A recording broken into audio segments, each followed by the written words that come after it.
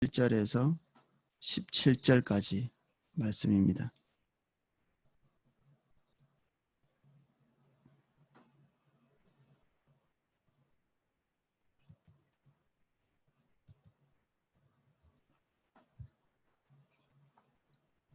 자, 찾으신 줄 알고 누가복음 7장 11절에서 17절까지 읽겠습니다. 그 후에 예수께서 나인이란 성으로 가실새 제자와 많은 무리가 동행하더니 성문에 가까이 이를 때에 사람들이 한 죽은 자를 메고 나오니 이는 한 어머니의 독자요 그의 어머니는 과부라. 그 성에 많은 사람도 그와 함께 나오거늘 주께서 과부를 보시고 불쌍히 여기사 울지 말라 하시고 가까이 가서 그 관에 손을 대시니 맨 자들이 서는지라. 예수께서 이르시되 청년아 내가 내게 말하노니 일어나라 하시매 죽었던 자가 일어나 앉고 말도 하거늘 예수께서 그를 어머니에게 주시니 모든 사람이 두려워하며 하나님께 영광을 돌려 이르되 큰 선지자가 우리 가운데 일어났다 하고 또 하나님께서 자기 백성을 돌아보셨다 하더라. 예수께 대한 이 소문이 온 유대와 사방에 두루 퍼지니라. 아멘. 한 절씩 살펴보겠습니다. 그 후에 예수께서 나인이란 성으로 가실새 제자와 많은 무리가 동행하더니 예수님의 사역 초반인데 사역 초반에 웬일이지 예수님께서 종교적인 중심지였던 예루살렘 이 중심적인 데부터 출발한 게 아니라 그 예루살렘에서 굉장히 멀리 떨어져 있는 이 국경선 근처에서부터 시작해서 이렇게 안으로 들어오시면서 사역을 하셨습니다. 그러니까 종교적인 그 중심지나 핵심적인 이런 도시를 벗어나 있는 곳에서 지금 일어나 있는 거죠. 아무래도 지역적으로 멀다 보니까 또 빈번하게 이렇게 종교적인 장소에 가지 못했을 수 있겠죠. 이런 지역에서부터 예수님께서 활동을 하신 것이 눈에 많이 보여요. 우리 주변에 하나님의 임재나 주님의 그 어떤 영적인 혜택 같은 것들을 누리지 못하는 그 경계선에 있는 사람들이 있습니다. 굉장히 많은 사람들이 있고요. 우리는 지금 뭐 전도가 되겠나? 뭐 주님을 더 전할 영역이 있겠나? 이렇게 싶은데 그렇지 않습니다. 지금 3, 4교구에 멀고 가까운 곳에서 주님을 경험한 자들도 많고 그리고 주님의 은혜 안에 들어오려고 하는 사람들도 많이 있습니다. 그리고 우리가 가지고 있는 그 은혜, 포도나무교회 성도님들이 일반적으로 누리고 있는 이 은혜를 조금밖에 맛보지 않았는데도 그들이 가지고 있는 모든 것들을 이렇게 포커스를 이렇게 맞추는 그런 사람들도 있습니다. 그래서 우리 주변에서 하나님이 움직이고 계십니다. 이게 말만 그런 게 아니라 실제적으로 우리의 변방에서 하나님께서 영혼들을 이렇게 붙이고 계시는 지금 시점이 그렇습니다. 제자들과 많은 무리들이 예수님과 함께 거리로 갔습니다. 우리도 이 경계선 안에서 주님이 어떻게 일하시는지를 봐야 됩니다. 우리는 종교적인 중심지 안에 들어가기를 거기가 안전지대인 줄 알고 거기에 가지만 주님이 계신 곳이 안전지대거든요. 거기가 부흥의 장소고요. 주님이 계신 곳이. 부흥은 한 지역이나 그리고 국가나 이렇게 넓은 영역에서 하나님의 성령이 강력하게 부어지는 것을 부흥이라고 우리가 부르거든요. 그런데 이것은 언제 올지 모릅니다. 빨리 왔으면 좋겠지만 기약할 수는 없는 것입니다. 그런데 우리 개인의 부흥 그리고 소규모의 부흥들은 언제든지 올 수 있습니다. 주님과의 개인적인 관계 그리고 성령의 인도를 따라 가는 삶 이 안에서 개인의 부흥은 언제든지 찾아옵니다. 하나님이 신실하기 때문에 그러시죠. 그래서 우리는 우리 개인의 부흥을 기다릴 필요는 없습니다. 우리가 하나님 앞에서 헌신하는 그 순간에, 그리고 주님께 초점 맞추는 순간에 부흥은 찾아옵니다. 성문 가까이 이를 때에 한 사람들이 한 죽은 자를 메고 나오니 이는 한 어머니의 독자요 그의 어머니는 과부라. 그 성에 많은 사람도 그와 함께 나오거늘. 한 어머니의 독자, 그리고 그 어머니는 과부라고 이렇게 했습니다. 이 고대 사회에서 여성에게 남편의 존재는 굉장히 중요하죠. 그가 가부장적 사회에서는 모든 경제권을 다 가지고 있고, 그리고 그 사회에서 여성이 사회적인 활동을 거의 할 수 없었던 상황이기 때문에 남자의 역할은 굉장히 중요하죠. 남편이 없는 경우에 그나마 소망은 아들입니다. 아들이 장차 아버지의 대를 이어서 그 사회적인 이런 보호 울타리가 되어줄 것이기 때문에 그렇죠. 남편도 없는데 아들까지 죽었어요. 이러면 이 여성은 사회적으로 완전히 약자, 거지나 진배 없이 뒤로 물러서죠. 이 사람이 활동할 수 있는 것은 성경에 나와 있는 예로는 그냥 다른 사람 밭에서 추수할 때 이삭을 줍는, 떨어진 이삭을 줍고 먹고 살아가는 이것밖에 없죠. 오늘날 어떤 여성에게 이런 일이 생겨도 이것은 쉬운 문제가 아니죠. 큰 문제입니다. 그런데 고대 사회에서 지금 이 여성에게 이런 문제가 생겼다는 것은 이제 죽는 날만 기다리는 거죠. 그런데 이런 문제에 대해서 사람들이 도와줄 수 있는 것이 있을까요? 한 가지밖에 없습니다. 지금 죽은 청년을 메고 나와서 장사 지내는 것, 이게 사람들이 도와줄 수 있는 경계선입니다. 이게 더 이상 할 수 있는 것이 없죠. 그들도 이 가정을 보고 아, 불쌍하다, 절망적이구나. 하지만 어떻게 도와줄 방법도 없지 않겠어요? 겨우 해줄 수 있는 게 시체를 처리해 주는 일뿐이죠. 우리는 어때요? 우리가 다른 사람이 고통당하고 있고 심각한 절망 속에 있습니다. 그들은 사실 도와주세요 말도 잘 못합니다. 왜냐하면 어디서 자기가 가지고 있는 이 고통에 이런 종류의 것이 도움받았다는 소식도 못 들었을 거거든요.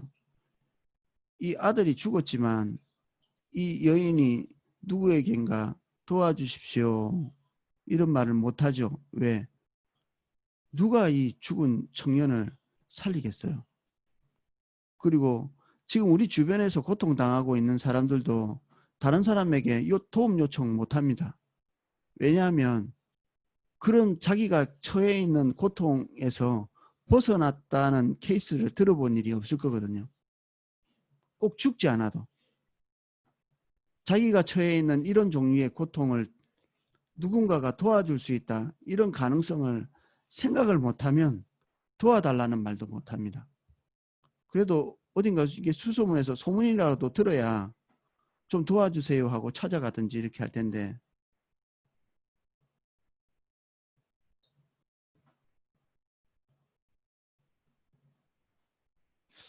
우리 주변에 있는 다급한 자들은 도움받을 곳이 없습니다. 우리에게 맡겨진 영혼들은 결국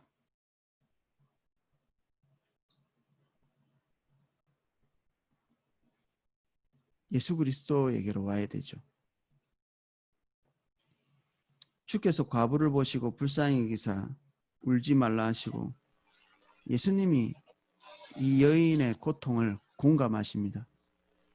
누가복음은 특별히 여성들의 고통에 대해서, 그리고 여성들이 처해 있는 상황에 대해서 많이 공감합니다. 그리고 예수님의 이런 모습, 여성에 대해서 여성의 고통에 대해서 공감하시고 그리고 불쌍히 여기시고 이런 것들은 유독 누가복음에 많이 나옵니다.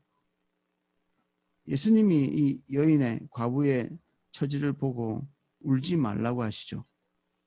이것은 우리가 그냥 사람들에게 울지 마 이렇게 하는 게 아닙니다. 그 뒤에 이 여인이 처한 모든 고통을 근원적으로 해결할 하나님의 능력이 지금 함께하고 계시고 성령의 은혜가 함께하고 계시는 거죠. 임박한 하나님의 그 기적 역사들이 그 뒤따라오기 때문에 감정적으로 추스리라 이런 얘기가 아니고요. 이제 이 여인에게 있는 고통의 근원이 끊어질 것이다. 이것을 예고하고 있는 거죠. 우리와 함께 있는 자들은 이럴 가능성이 있을까요? 우리와 함께 있는 고통당하는 사람들, 특별히 정신적인 문제의 어려움, 환경적인 문제의 어려움, 관계적인 문제의 어려움, 육신적인 모든 문제의 어려움들, 이런 문제들이 힘내봐, 잘해봐 이게 아니라 근본적으로 해결될 방법이 있을까요? 우리 안에 계시는 예수님께서 그 모든 문제들을 근본적으로 해결하실 수 있는 분이시죠.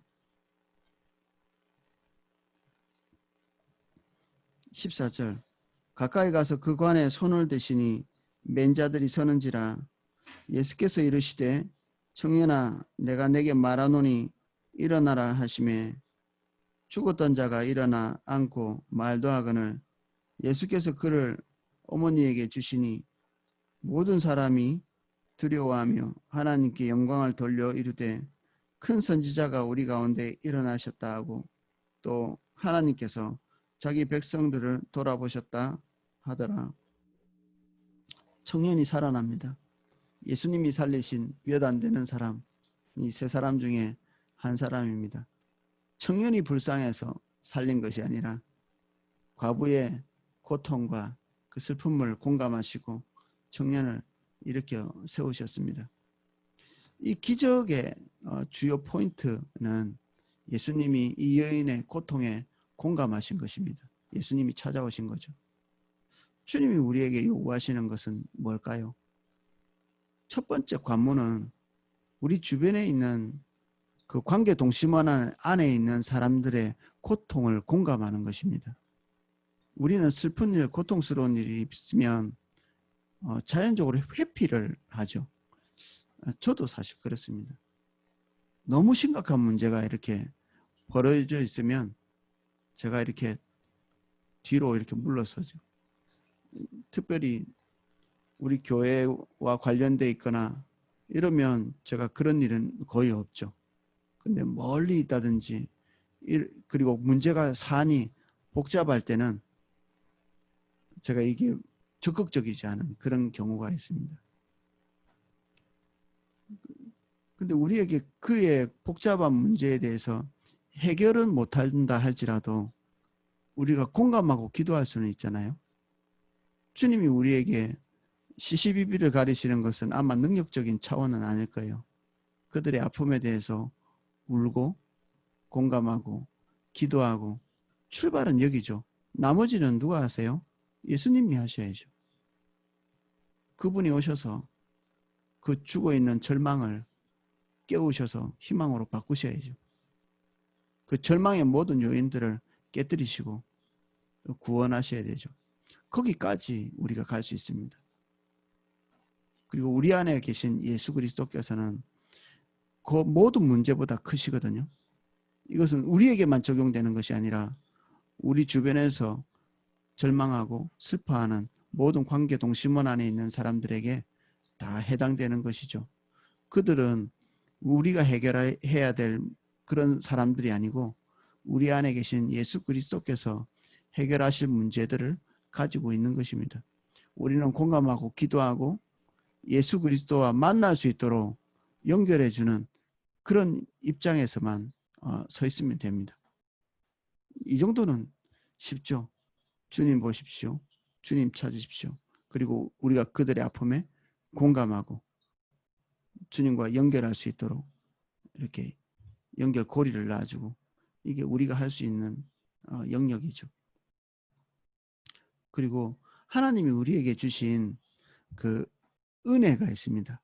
특히 포도나무 교회에서 자주 쓰는, 우리는 흔한 관계에 대한 원리, 우리가 많이 배워왔던 신앙적인 지식들, 그리고 하나님이 우리에게 주신 은사, 기도사역, 그리고 치유의 은사, 이런 것들이 우리 영역 밖에서는 사실 이런 것들을 기대조차 할 수 없는 어마어마한 것이죠. 우리는 일상적으로 이 유익을 그냥 누리면서 그냥 평범하게 생각하는 은혜잖아요. 그런데 우리 영역의 경계선에 있는 자들은 굉장히 충격적입니다. 이런 것들이. 어쩌면 그들의 영혼을 이 지옥에서부터 천국으로 이끄는 그런 역할도 할 수 있습니다. 영혼이 회복되지 못할 자들이 회복될 수도 있고요. 죽은 자들이 살아날 수도 있고 그렇습니다.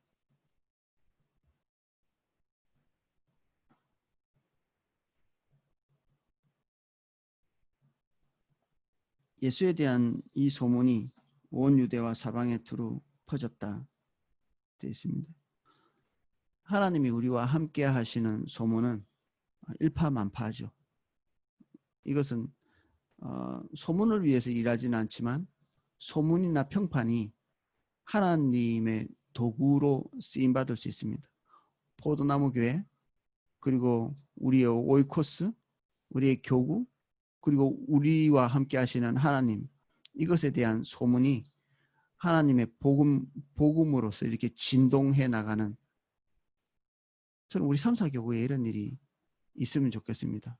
외곽에 멀리 떨어져 있어서 교회를 한 번이라도 더 갈 수 있는 다른 교구와 달리 우리 멀리 떨어져서 있지만 예수님은 거기부터 찾아오시거든요.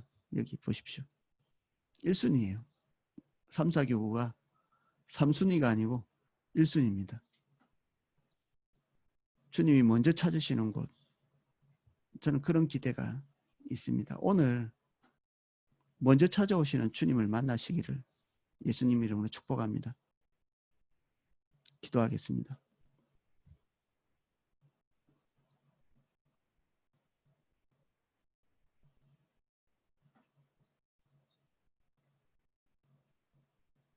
주님은 변방으로 가고 계십니다. 종교적인 도시, 종교적인 장소가 아니라 그 혜택을 누리지 못하는, 그것과는 멀리 떨어져 있는 그 변방, 우리 주변을 돌아볼 수 있도록 도와주십시오. 하나님의 은혜의 혜택을 미처 누리지 못하는 그 장소에서 우리가 주님과 그들을 연결하는 고리가 될 수 있도록 축복해 주십시오. 주님이 우리 주변에서 무슨 일을 하시는지 볼 수 있는 안목을 예수님 이름으로 축복합니다. 우리 주변의 고통을 공감할 수 있도록 도와주십시오. 방치하지 않게 해주세요. 공감하지 못하는 자가 되지 않도록 공감할 수 있는 은혜를 주십시오. 사람들의 절망과 고통과, 그리고 어디서 자신들이 도움받아야 될지도 모르는 이 암담함을 우리가 그대로 방치하지 않도록 도와주시옵소서. 예수님이 그 절망의 핵심적인 부분에 다가가서 손을 대셨습니다. 우리도 거기에 다가가 손을 대게 해주십시오. 청년을 동여맨 그 시체를 넣은 관에 손을 대신 주님, 절망이 그냥 흘러가다가 종지부를 찍는 그것을 그대로 방치하지 않게 해주십시오. 체념하지 않게 해주세요. 그 흘러가는 절망을 멈춰 세울 수 있도록 거기에 손을 대는 저희들이 되게 해주세요. 다른 사람의 절망에 손대게 해주십시오. 다른 이의 인생에 암담함에 손을 올릴 수 있게 우리에게 은혜를 주십시오. 그 걸음을 멈춰 세울 수 있게 해주세요. 우리에게 도와달라고 안 해도 공감할 수 있게 해주세요.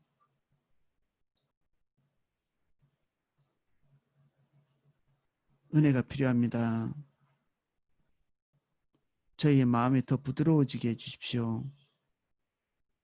타인의 고통에 공감하게 해주십시오. 주님이 보고 계신 자들 볼 수 있게 해주세요.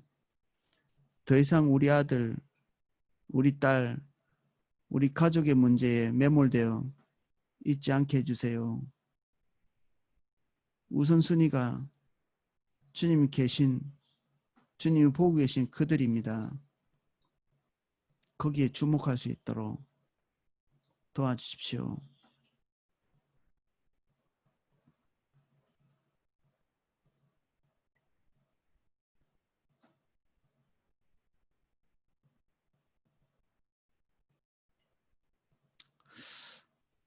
주님, 우리는 끊임없이 우리의 만족과 우리의 유익에 초점 맞춘 자들입니다.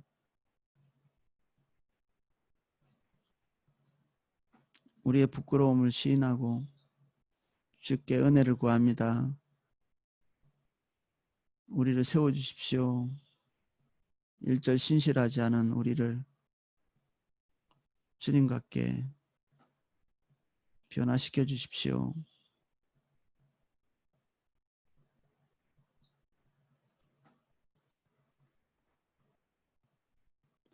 우리가 연약한 심령을 가지고 주님 앞에 섭니다.